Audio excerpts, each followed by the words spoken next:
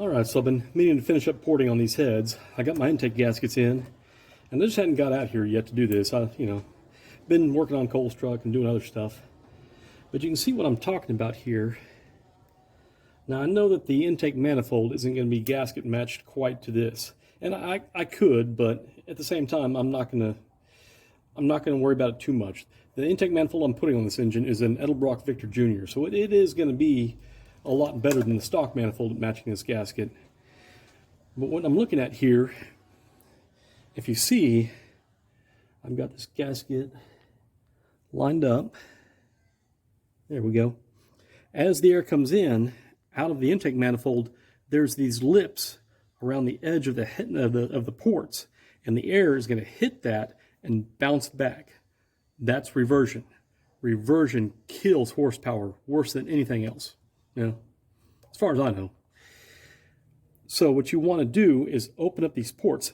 If the intake manifold is smaller than this opening, the air is going to go through, and if something else inside here causes a reversion, it's going to come back and it's going to hit that smaller port. Basically, it's going to hit the flats of the port that's above this, and it's going to keep that from going back up through the carburetor. It's going to keep reversion from happening. It works like a check valve, and that's what you want. You want your air to flow one way through the engine. So I've already got this other head done over here.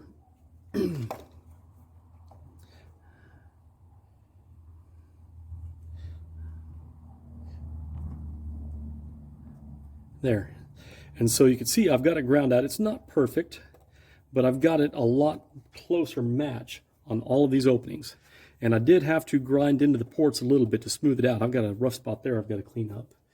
But I also had to narrow, if you notice, between the ports, there's some significant core shift. And so this doesn't quite line up. Whenever I put this head on, I'm going to have to offset the gasket just a hair, but I'm going to have to grind this side of that divider. I'm not going to touch this side at all because it's already kind of thin in where it needs to be. This side I'm going to have to grind out quite a bit to get it closer to this. So there's a lot of work to be done on these heads as they come from the factory. So keep that in mind. If you're going through and you just want to, this engine was near 300 horsepower from the factory, and it was just a good selection of parts. You can make some really good power taking just these factory parts like this and cleaning them up.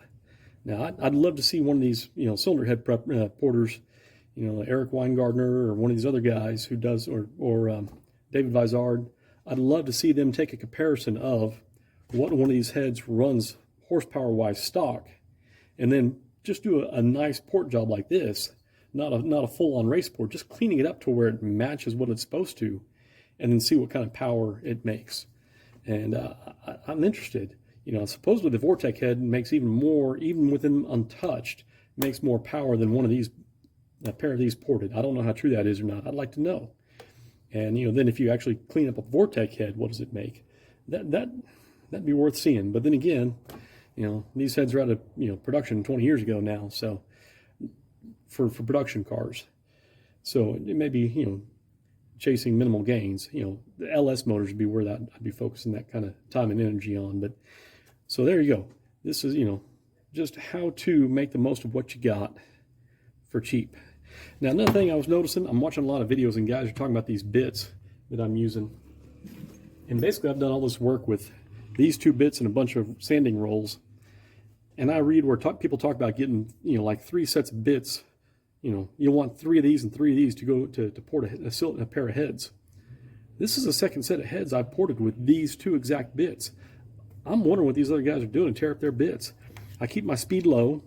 I actually have it turned up a little bit. It's on 3 now. Usually 2 is where I have my speed set on this, 1.5 to 2. But what are they doing that's causing them to go through bits so bad? So these bits aren't even near chewed up. So take that for what it is. Take care of your stuff.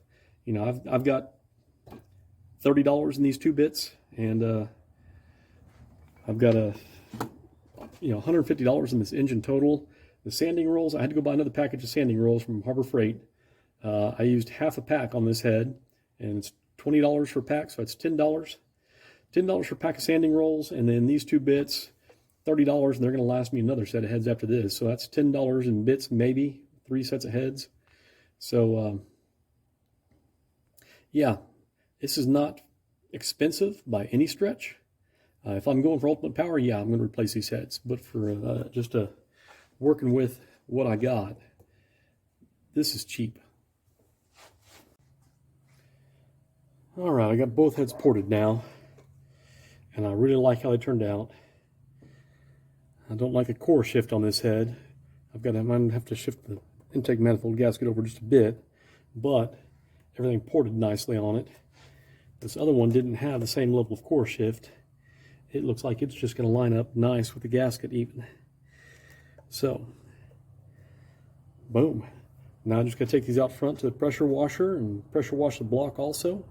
And I can start putting the $150 350 back together.